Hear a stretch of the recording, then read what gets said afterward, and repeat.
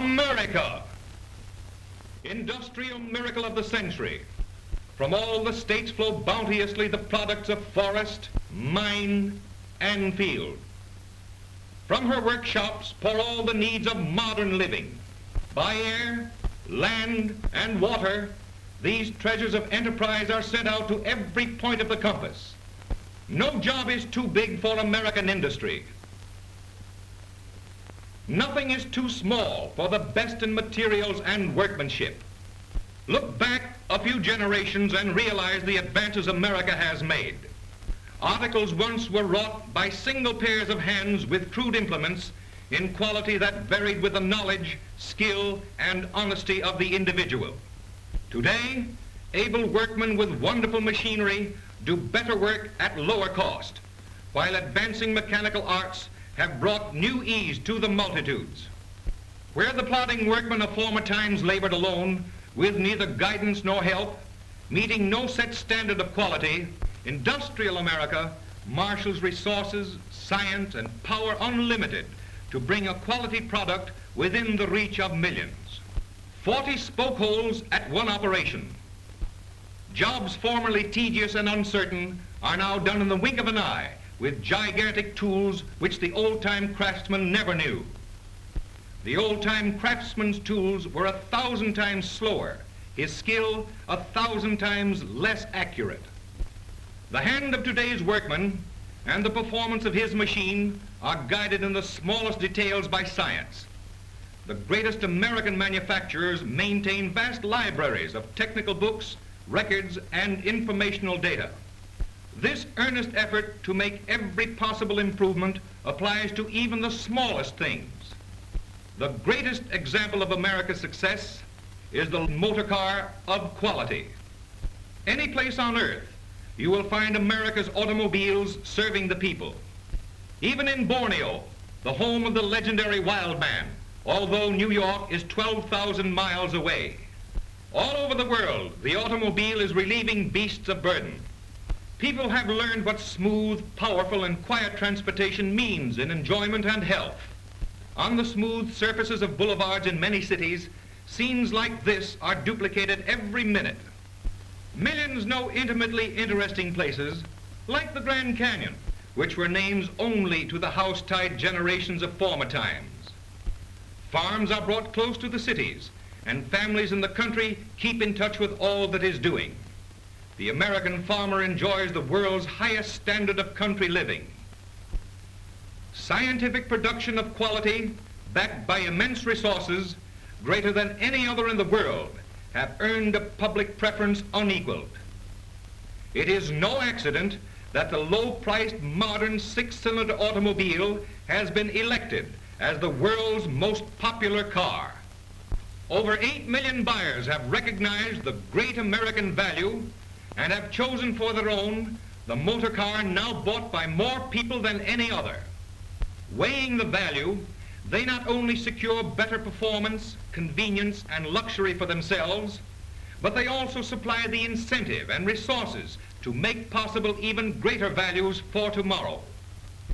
These motor cars furnish lifeblood to all American industry.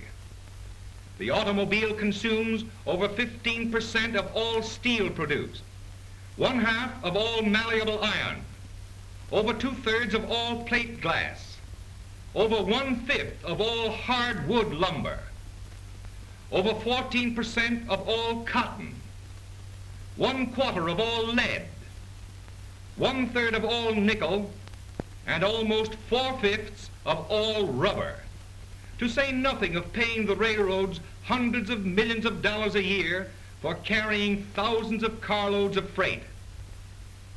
General Motors makes almost half of all motor cars, and the largest member of the General Motors family, Chevrolet, is the largest maker of automobiles in the world. An ever-mounting call for raw materials is sent forth by the demand for complete modern transportation.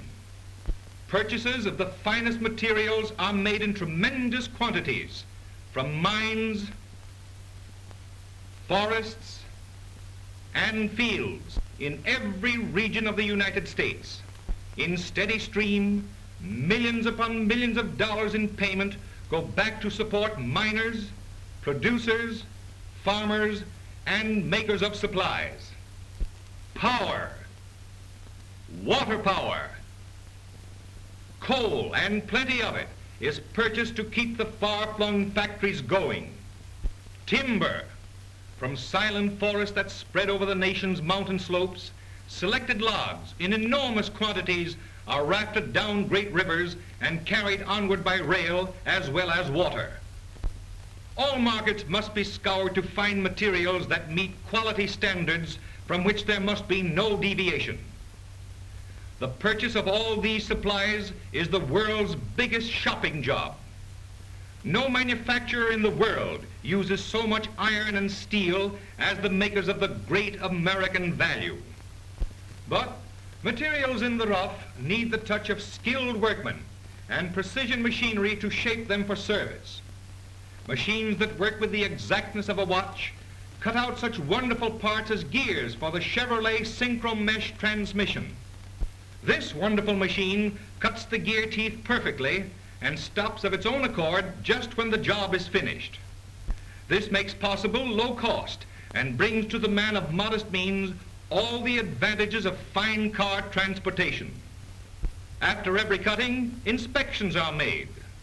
Gauges that test the gears in final inspections are themselves tested regularly.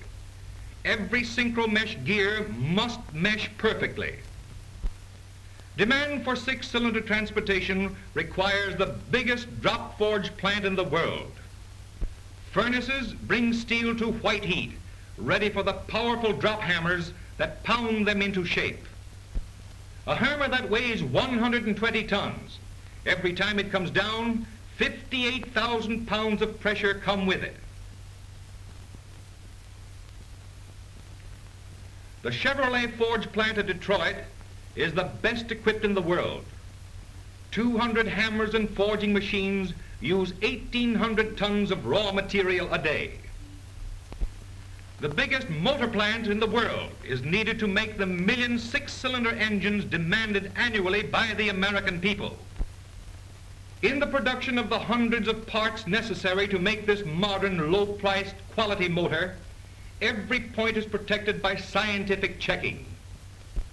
The test gauges used for checking crankshafts test both the balance of the crankshaft and also all machined surfaces. But in the making of this great car, more than machinery is needed. Machines grow constantly more intricate. They need the watchful guidance of well-paid operators. And every man earns more because of the machine that helps him in his work. Day by day, mechanical giants like these open their jaws and give forth a product for which the engineering genius of men has fashioned them. This automatic frame assembly plant is all one great machine extending over 4 city blocks and electrically controlled throughout. Steel plates are put in at one end and assembled frames come out the other. These factories and machines are only giant tools under the control of many thousands of men whose daily work is giving the public better performance, new luxury, and greater convenience in transportation.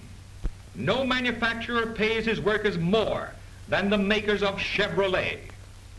Whole towns, even cities, have been built around its factories. Let's take a look at some more of these machines and their guardians. Machines that are doing work which men alone could never do.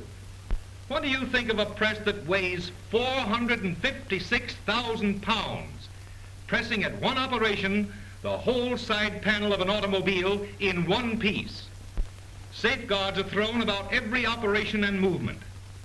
This mighty monster cannot move until its master puts both hands on the safety bar. Plain sheets of steel under this 300,000-pound monster's grasp assume the exact shape wanted in half a second. Think how long it would take the workmen of a few generations back to turn out even one of these body parts.